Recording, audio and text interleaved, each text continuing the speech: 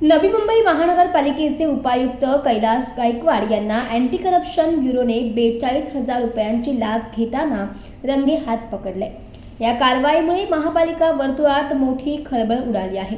नवी मुंबई महानगरपालिकेच्या मुख्यालयातच anti corruption ब्युरोने ही धडक कारवाई केली। तिसऱ्या मजल्यावरील त्यांच्या कार्यालयात उपायुक्त कैलास गायकवाड यांना लाच स्वीकारताना रंगेहात पकडण्यात आले। मिळालेल्या माहितीनुसार दशरथ सुरवते या कंत्राटदाराने ऐरोली विभागात 15 नोव्हेंबर 2024 ते 15 फेब्रुवारी 2025 या कालावधीत काम केलं होतं।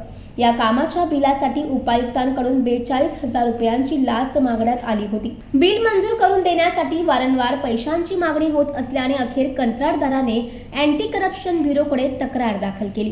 तक्रारीची पडताळणी केल्यानंतर एसीबीने सापळा रचला आणि नियोजनबद्ध कारवाई करत लाच स्वीकारताना उपायुक्तांना रंगेहात पकडलं।